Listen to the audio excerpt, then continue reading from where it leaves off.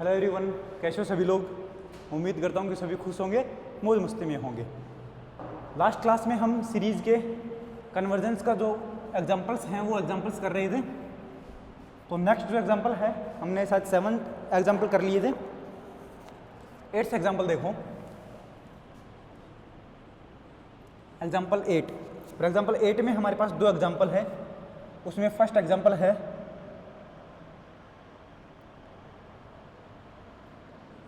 लिख रखा है निम्नलिखित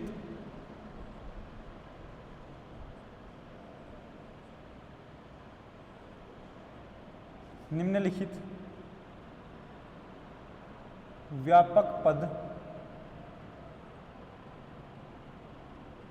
वाली श्रेणियों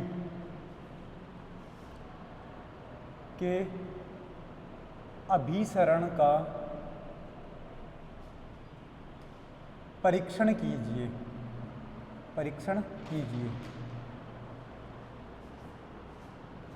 और उसमें फर्स्ट है हमारे पास under root n⁴ + 1 minus under root n⁴ -1। ये हमारे पास है सीरीज दे रखी है।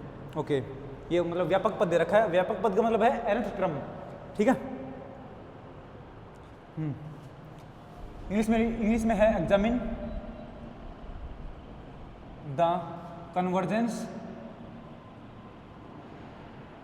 Of the following series whose journal term is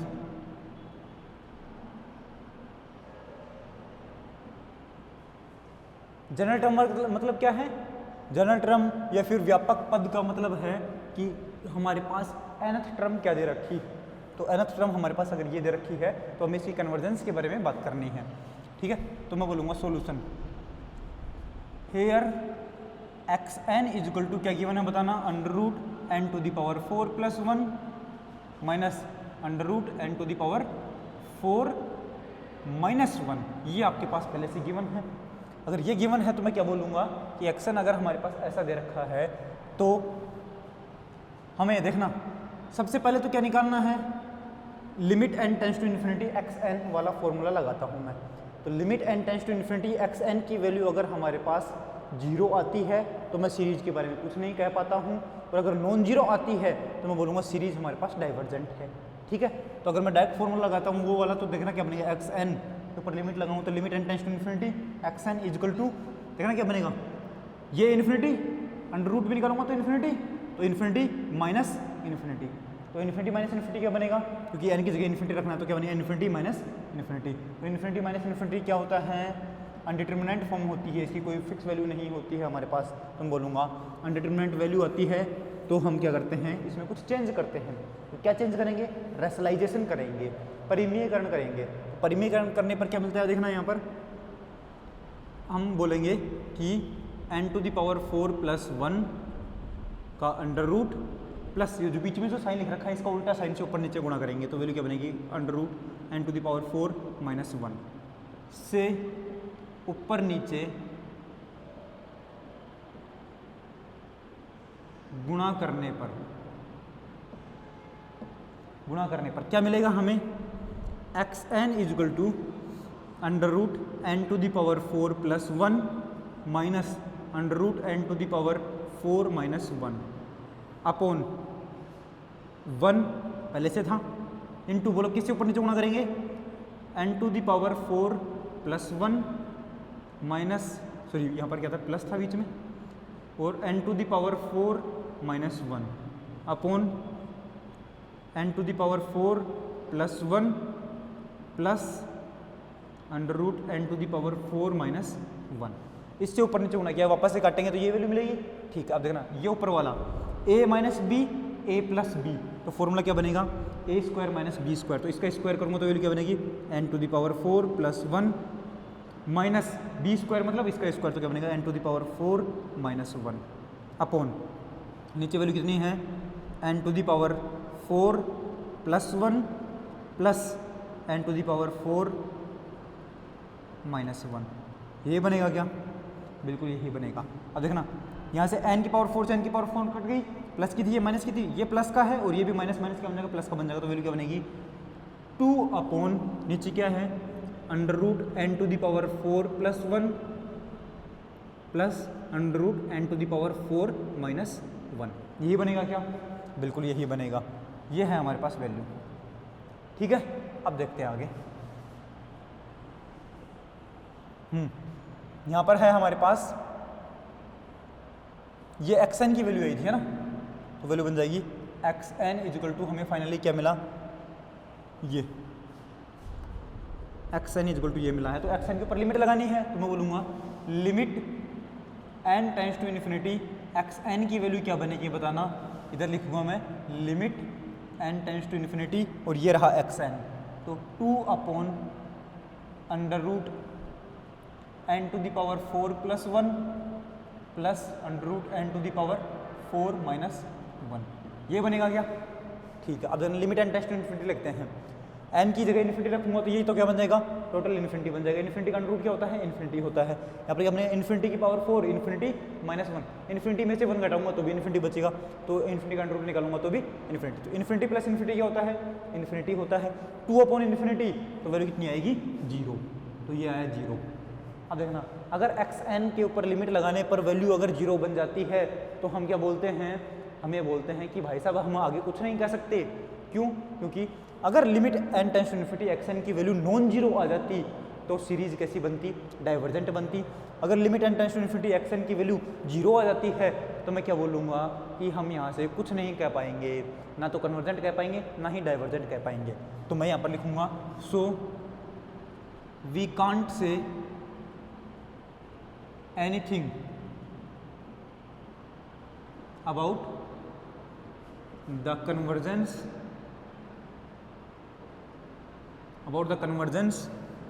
of the given series। दी हुई श्रेणी के अभिसरण के बारे में कुछ नहीं कह पाएंगे, ये हिंदी में लिखा हुआ है यहाँ पर। ठीक है, तो अब हमारे पास दूसरा तरीका लगाना है। दूसरा तरीका क्या होता है कि देखना, इसको थोड़ा सा सोल्व करने की कोशिश करते हैं हम। तो मैं बोलूँगा यार xn इज इक्वल टू क्या है, इसको थोड़ा सोल्व करेंगे तो वैल्यू क्या बनेगी? 2 अपॉन, यहाँ से n बाहर लेता हूँ, n की पावर 4 है, बाहर आएगा तो क्या बनेगा? n स्क्वायर, क्योंकि अंडर रूट से बाहर आएगा तो वैल्यू क्या बनेगी? n square. अंदर कौन बचा? अंदर बचा है 1 plus 1 upon n to the power 4 plus ये तो आ गया बाहर। यहाँ पर क्या लगेगा? अंडर रूट, यहाँ से n की पावर 4 बाहर चला गया तो n स्क्वायर बाहर आ गया और अंदर कौन बचेगा? 1 minus 1 upon n to the power 4। ये हमारे पास आ चुका है। ठीक है, ये बनेगा। अब देखना इसको 0 किसने बनाया है? इसको 0 इस n ने बनाया है। अगर ये n स्क्वायर हट जाए तो बताना ये तो फाइनाइट वैल्यू, ये भी फाइनाइट वैल्यू। अगर ये n स्क्वायर हट जाए तो मैं क्या बोलूँगा? ये तो 1 अपॉन इन्फिनिटी 0 बन जाएगा, ये भी 0 बन जाएगा, तो ये तो 1 और ये भी 1, तो 1 प्लस 1 क्या बन जाएगा? 2 बन जाएगा। तो 2 अपॉन 2 कट करके 1 बन जाएगा क्या? हाँ, तो मैं बोलूँगा हमें इस n स्क्वायर को हटाना है, तो मतलब 1 अपॉन n स्क्वायर को हटाना है। 1 अपॉन n स्क्वायर को हटाऊंगा तो 1 अपॉन n स्क्वायर का ही भाग दूंगा उसमें, तो मैं बोलूँगा let yn equal to 1 upon n square, then series yn क्या बनेगी हमारे पास? सीरीज 1 अपॉन n स्क्वायर बनेगी। ठीक बात है? Okay, then limit n tends to infinity xn upon yn क्या बनेगा? Limit n tends to infinity xn कहाँ है? ये रहा। yn कहाँ है? ये रहा। तो वैल्यू लिखना एक बार क्या बनेगी? 2 upon n square under root 1 plus 1 upon n to the power 4 plus under root 1 minus 1 upon n to the power 4। ये बनेगा। ठीक है, अपॉन में क्या? yn ये रहा, तो अपॉन का अपॉन में ऊपर मल्टीप्लाई हो जाएगा, तो वैल्यू कितनी बनेगी? n square upon 1। ये हमारे पास yn रहा। ठीक है, अगर n स्क्वायर से n स्क्वायर कट गया तो वैल्यू सिर्फ क्या बची हमारे पास? वो जो वैल्यू बची है वो मैं इधर लिख देता हूँ।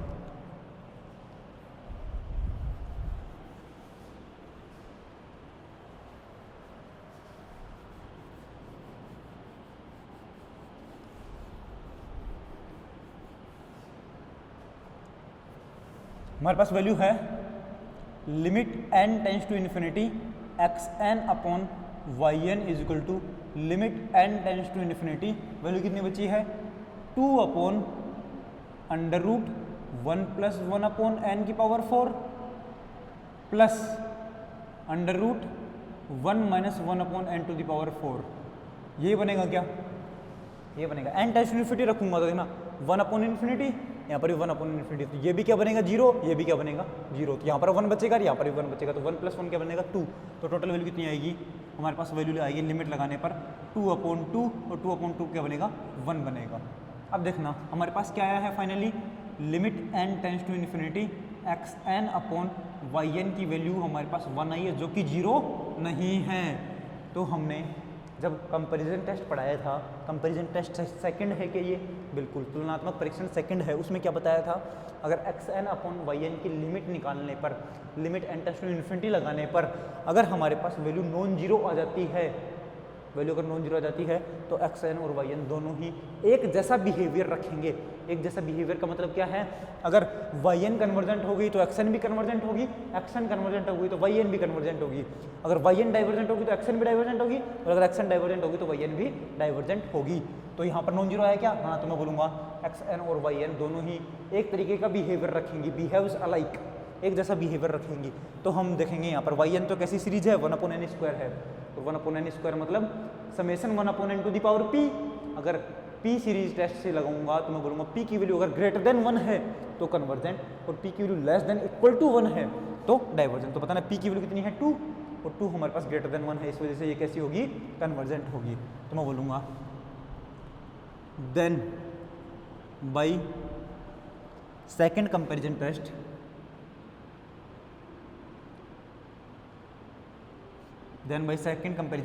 क्या बनेगा हमारे पास, सेकेंड कंपैरिजन टेस्ट से क्या बोलूँगा मैं बोलूँगा कि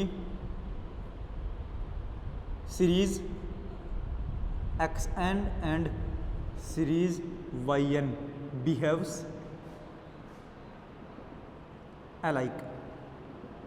बिहेव्स अलाइक का मतलब एक जैसा व्यवहार करेंगी। एक जैसे व्यवहार का मतलब क्या है, अगर ये कन्वर्जेंट है तो ये भी कन्वर्जेंट, ये डाइवर्जेंट है तो ये भी डाइवर्जेंट, ऐसा वाला, ठीक है। तो मैं बोलूँगा now summation Y N equal to क्या है 1 अपॉन एन स्क्वायर है समेसन का, ठीक है, and it is convergent,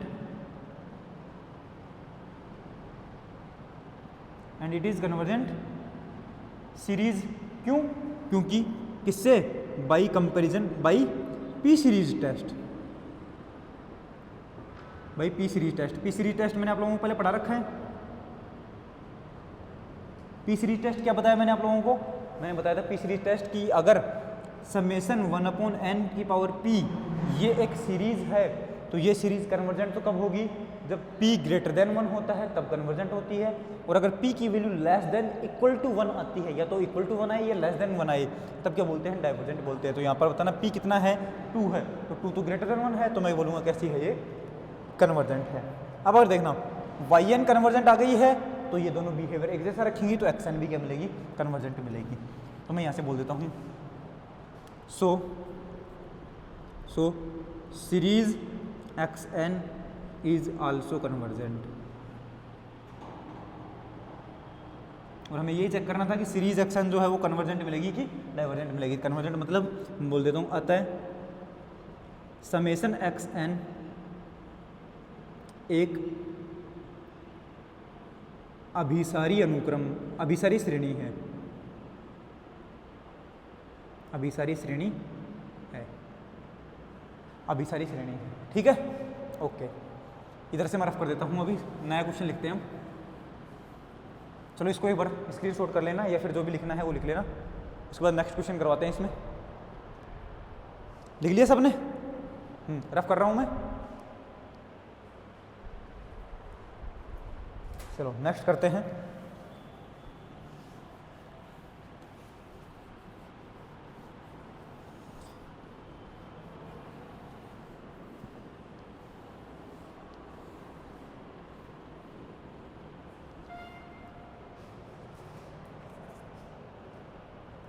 next question is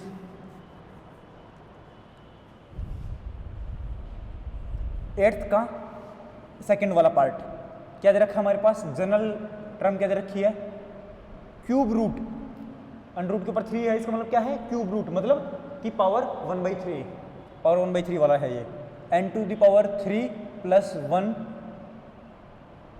और बाहर है माइनस का n। ये हमारे पास एक सीरीज की nth टर्म दे रखी है, व्यापक पद दे रखा है, मतलब जनरल टर्म दे रखी है। तो हम किस तरीके से इसको सोल्व कर पाएंगे वो हमें बताना है यहाँ पर, ठीक है। तो अभी देखते हैं कैसे सोल्व करना है इसको। अगर ये हमारे पास एक्शन है तो मैं बोलूँगा सोल्यूशन क्या है, xn = क्या लिख पाऊंगा इसको मैं, n³ + 1 का अंडर रूट, क्यूब रूट मतलब पावर 1/3 कर दूं, ठीक है, और माइनस का n, यही बनेगा क्या, ठीक है। देन मैं बोलूँगा हम क्या लिखेंगे बताना, यहाँ पर सीरीज समेशन, सीरीज बनाऊंगा और सीरीज हमारे पास क्या बनेगी वो हमें चेक करना है। तो मैं बोलूँगा पहले तो क्या करेंगे, डायरेक्ट लिमिट n →∞ रख देंगे। डायरेक्ट लिमिट n →∞ रखूँगा तो हमारे पास अगर उस लिमिट n →∞ xn की वैल्यू अगर हमारे पास 0 आती है तो मैं बोलूँगा हम सीरीज के बारे में कुछ नहीं कह सकते, और अगर नॉन जीरो आती है तो मैं बोलूँगा सीरीज डाइवर्जेंट है। तो डायरेक्ट लिखो लिमिट n →∞ xn, बताना क्या वैल्यू बनेगी, मैं बोलूँगा यहाँ पर लिमिट n →∞ और xn कितना है n⁻³ + 1 की पावर 1/3 और माइनस n, सही है। ये क्या है, इन्फिनिटी है, ये भी क्या है, इन्फिनिटी। इन्फिनिटी माइनस इन्फिनिटी क्या करता है, दिक्कत करता है। तो बोलूँगा एक काम करो, इन्फिनिटी को कॉमन ले लो एक बार, लिमिट n →∞ है ना, इन्फिनिटी को कॉमन नहीं ले रहे हैं, n को कॉमन ले रहे हैं। n यहाँ से अगर कॉमन आएगा तो बताना बाहर क्या आएगा, n⁻³ बाहर आएगी और बाहर 1/3 से गुजरना पड़ेगा इसको, तो n⁻³ की पावर 1/3, तो क्या बनेगा, n बाहर आएगा क्या, बिल्कुल। यहाँ पर क्या, यहाँ से कौन चला गया, n³ चला गया तो 1 बचा, प्लस यहाँ से कौन गया, 1/n³ गया, और ये है 1/3 माइनस यहाँ से n गया बाहर तो यहाँ पर बचा 1, ठीक बात है, ओके। अब देखना ये है n →∞, n →∞ रखने पर ये तो इन्फिनिटी, ठीक है, और ये क्या बनेगा बताना, 1/∞, 0, ये 0 बना क्या, हाँ, तो यहाँ पर कौन बचा 1/3, सॉरी 1/1/3, 1/1/3 क्या होता है 1, तो 1 - 1 0, और ये बना इन्फिनिटी। तो क्या बना हमारे पास 0 × इन्फिनिटी फॉर्म बनी, 0 × इन्फिनिटी रूप बना है, फॉर्म बनी है, 0 × इन्फिनिटी फॉर्म बनी है। 0 × इन्फिनिटी फॉर्म कैसी होती है, अनडिटरमिनेट फॉर्म होती है। तो मैं क्या बोलूँगा, हमारे पास इसको हमें वापस से थोड़े दूसरे तरीके से सोल्व करना पड़ेगा। तो दूसरा तरीका मैं लगाता हूँ, कैसे सोल्व करते हैं हम। हमने क्या काम किया, इसको सोल्व करने की कोशिश की। इसको सोल्व करने का फॉर्मूला क्या होता है पहले तो ये बताओ। हमारे पास एक फॉर्मूला होता है, कौन सा, 1 + x⁴n, इसका फॉर्मूला होता है।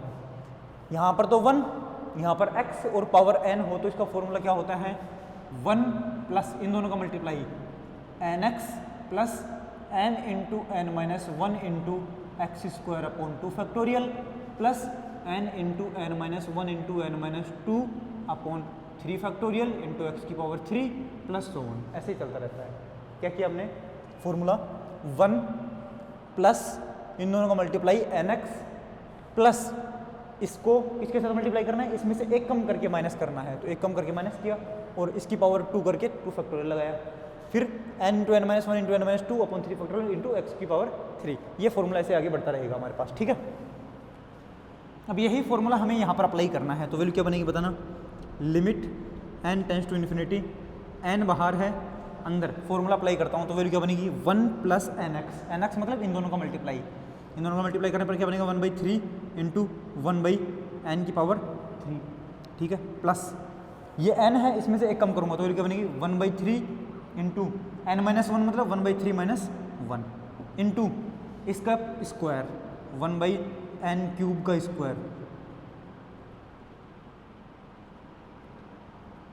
1/n³ का स्क्वायर, और अपन इधर क्या था 2 फैक्टोरियल, प्लस आगे फिर क्या है n मतलब 1/3 इंटू n - 1 तो 1/3 - 1, फिर 1/3 - 2 इंटू बोलो क्या, ये वाला की पावर 3, तो 1/n³, इसकी पावर 3/3 फैक्टोरियल, ये है क्या फॉर्मूला, बिल्कुल ये, और आगे ऐसे ही बढ़ता रहेगा हमारे पास, आगे ज़रूरत नहीं पड़ेगी हमें, ओके। अब यहाँ पे से देखना मेरे पास क्या बनेगा, लिमिट n →∞, और n है बाहर, अंदर से देखना, ये तो हमारे पास ऐसे चलता रहेगा, ऐसे चलता रहेगा, ठीक है। आगे कौन है, माइनस वाला रहा और फिर है 1, सही है क्या। तो ये वाला 1 तो इस वाले 1 से कट गया। अब हमारे पास सिर्फ कौन बचा, 1/3 इंटू 1/n² प्लस यहाँ से क्या बचा 1/3 इंटू 1/3 माइनस 1 क्या बनेगा -2/3 और अपॉन में 2 फैक्टोरियल इंटू 1/n⁶। ओके, फिर क्या बनेगा प्लस यहाँ से 1/3 इंटू यहाँ से क्या बनेगा -2/3 और यहाँ से क्या बनेगा इसमें से 1 - 3 - 2 तो 1/3 - 2 क्या बनेगा हमारे पास 1 - 6 तो 5/3 तो माइनस का 5/3 अपॉन में क्या बनेगा बताना 3 फैक्टोरियल और इंटू 1/n⁹ प्लस सोन ये 1 ये इस 1 से कट चुका है। यही वैल्यू बनेगी हमारे पास, बिल्कुल जी हाँ यही वैल्यू बनेगी, ठीक है। आगे देखते हैं हम,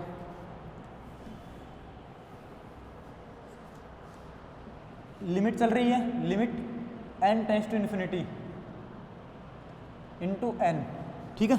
ये था क्या हमारे पास, या फिर मैं बोलूँ इधर से हमारे पास सिर्फ किसकी वैल्यू निकाल लो, xn की वैल्यू अगर हमें निकालनी है तो मैं क्या बोलूँगा xn क्या बनेगा हमारे पास, xn इक्वल टू यही बनेगा। यहाँ से भी अगर मैं लिमिट लगा हटाऊंगा दोनों साइड से तो क्या बनेगा xn इक्वल टू ये चल रहा है। तो xn की वैल्यू फाइनली हमारे पास कितनी आई है, xn की वैल्यू हमारे पास फाइनली आई है, देखना कितना, ये n रहा, यहाँ से 1/3 इंटू 1/n² बाहर ले सकता हूँ क्या, बिल्कुल ले सकता हूँ। तो वैल्यू कितनी बनेगी n इंटू 1/n², अंदर क्या बचेगा 1/3 प्लस यहाँ से 1/n² बाहर चला गया तो वैल्यू क्या बनेगी 1/n⁴ ये बनेगा -2/9 इंटू नीचे है 2 फैक्टोरियल तो ये 2 से ये 2 कटेगा तो वैल्यू कितनी बनेगी माइनस का 1/9 इंटू 1/n⁴ बनेगा, प्लस का यहाँ पर क्या बनेगा ऊपर तो मल्टीप्लाई कौन होगा 2 इंटू 3 होगा, ये 3 फैक्टोरियल से कट जाएगा तो नीचे क्या बनेगा प्लस का 1/27 इंटू 1/n⁴ बाहर चला गया तो 7 बचा, फिर ऐसे प्लस माइनस चलता रहेगा हमारे पास वैल्यू, ये बनेगी वैल्यू, ठीक है। अब देखना n से n कैंसिल होगा तो वैल्यू कितनी बचेगी xn इक्वल टू 1/n और अंदर 1/3 माइनस 1/9 इंटू 1/n⁴, फिर वैल्यू क्या बचेगी plus 1/27 into 1/n⁴ plus so on, ये बना क्या। अब लिमिट लगा लो इसके ऊपर, वैल्यू क्या बनेगी limit n tends to infinity xn equal to limit n tends to infinity. अब देखना लिमिट अगर आप लोग लगाओगे यहाँ पर, मैं डायरेक्ट लिख देता हूँ एक बार, लिमिट अगर आप लोगों ने लगाई limit n tends to infinity तो यहाँ पर देखना 1/∞ ये 0 बन गया, आगे कुछ भी वैल्यू लिखो 1/∞ 0 1/∞ 0 ये भी 0 ये भी 0 आगे सारी 0, ठीक है। यहाँ पर सिर्फ कौन बचेगा 1/3 और 1/3 बाहर कौन है 0 है, 0 इंटू 1/3 क्या बनेगा 0 बनेगा। अगर आप लोग direct limit n tends to infinity xn की वैल्यू निकालते हैं और अगर वो वैल्यू 0 हो जाती है तो हम क्या बोलते हैं सीरीज के बारे में कुछ नहीं कर सकते, और अगर limit n tends to infinity xn की वैल्यू अगर नॉन जीरो हो जाती है तो हम क्या बोलेंगे सीरीज डाइवर्जेंट है। तो यहाँ से क्या मिलेगी 0 0 मिलते मैं क्या बोलूँगा हम कुछ नहीं कह सकते हैं, बस समझ में आई। 0 कौन बना रहा है ये n बना रहा है, तो मैं कैसे ना कैसे करके इस n को हटा दूँ, तो ये n इस 1/n को कैसे हटा पाऊंगा मैं, इसमें 1/n का ही डिवाइड कर दूँ, तो उसके लिए क्या करना पड़ेगा लेट yn मानना पड़ेगा 1/n।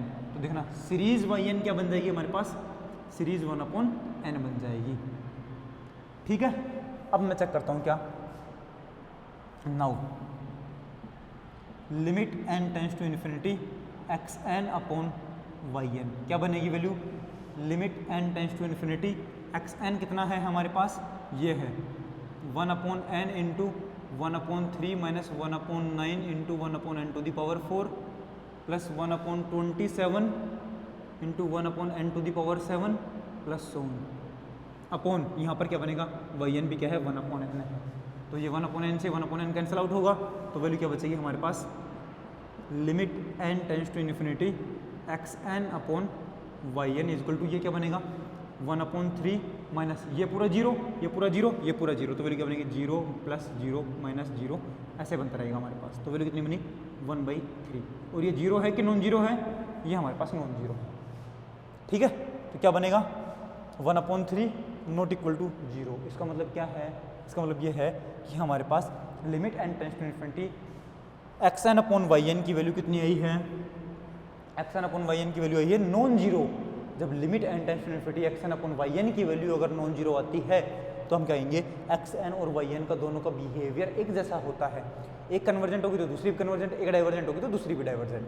ठीक है, तो मैं बोलूँगा so series X N and series Y N behaves alike. दोनों का बिहेवियर कैसा है? एक जैसा है, दोनों ही एक जैसा बिहेवियर रखेंगे। ठीक है, तो मैं बोलूँगा नाउ समेसन वाई एन कैसा है हमारे पास? समेसन 1/n है विच इज डाइवर्जेंट। जो कैसा है? डाइवर्जेंट। आप बोलोगे डाइवर्जेंट कैसे है ये? मैं बोलूँगा कौन सी सीरीज लगेगी, कौन सा टेस्ट लगेगा? पी सीरीज टेस्ट लगेगा। पी सीरीज टेस्ट कौन सा बताना है यहाँ पर? Summation 1/n to the power p एक सीरीज होती है। अगर उसमें p की वैल्यू ग्रेटर देन 1 आती है तो हम बोलते हैं सीरीज कन्वर्जेंट है, और अगर p की वैल्यू लेस देन 1 आए या फिर इक्वल टू 1 आए तो मैं बोलता हूँ सीरीज कैसी है? डाइवर्जेंट है। अब बताना n की value 1/n to the power कितनी है? 1 है, तो 1 तो क्या है? p की वैल्यू कितनी आई? 1 आई। p की वैल्यू 1 आई तो मैं बोलूँगा डाइवर्जेंट है। सो अगर ये डाइवर्जेंट है तो मैं बोलूँगा किससे? बाई सेकेंड कंपेरिजन टेस्ट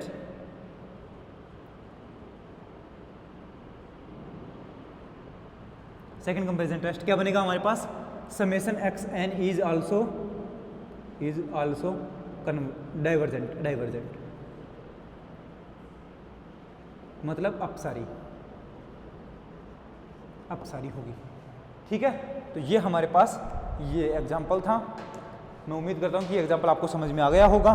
तो मैं अब आपको नेक्स्ट एग्जाम्पल करवाता हूँ जो कि इस वाली एक्सरसाइज का लास्ट एग्जाम्पल है। ठीक है,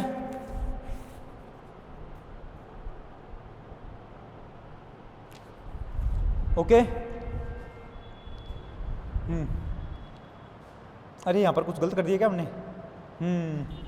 1/n टू दी पावर 3 था, 1/n टू दी पावर 3 था, हमने यहाँ पर स्क्वायर लिखा है तो यहाँ पर 3 करो। कॉमन कौन आएगा? तो यहाँ से कौन बचेगा? 3 बचेगा। यहाँ पर कौन बचेगा? नहीं, यहाँ तो 6 ही है हमारे पास अभी। तो 1/n to the power 3 common लूँगा, पावर 3 कॉमन बाहर आएगी तो यहाँ पर क्या बचेगा? 3 बचेगा। यहाँ पर क्या बचेगा? 6 बचेगा। ये 3 है, ये 6 है, थोड़ा सा मिस्टेक कर दी हमने। n से n क्यूब कटेगा तो n स्क्वायर बचेगा, तो यहाँ पे n स्क्वायर मानना पड़ेगा मेरे को। तो ये n स्क्वायर था, ये n स्क्वायर था, यहाँ पर क्यूब था और यहाँ पर 6 था। ये हमारे पास वैल्यू आई। Behaves like summation Y N equal to क्या था? समेसन 1/n स्क्वायर था, तो ये स्क्वायर बनेगा यहाँ पर। वो कैसी है? यहाँ पर देखना p की वैल्यू 2 है, p की वैल्यू 2 है तो मैं क्या बोलूँगा? विच इज़ कन्वर्जेंट, क्योंकि p ग्रेटर देन 1 है तो कन्वर्जेंट बनेगा। तो मैं बोलूँगा कंपेरिजन टेस्ट से ये भी क्या बनेगा हमारे पास? कन्वर्जेंट बनेगा। कन्वर्जेंट बनेगा था ना? थोड़ा सा एक भी थोड़ी सी भी मिस्टेक कर दी तो पूरा क्वेश्चन गलत हो जाएगा, ध्यान रखना। आल्सो कन्वर्जेंट मतलब अब अभी सारी बनेगा। ठीक है, हाँ थोड़ी सी मिस्टेक हो गई थी यहाँ पर, ये हमने गलत लिख लिया था यहाँ पर। ओके, ठीक है। तो नेक्स्ट एग्जांपल है इसका 9th example.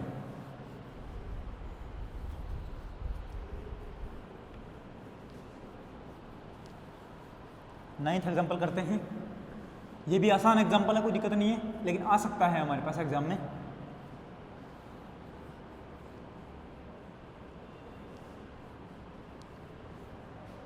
Ninth example is X N हमारे पास दे रखा है 1/n into sine 1/n।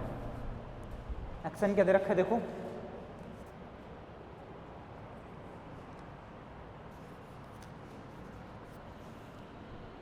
Example 9 है।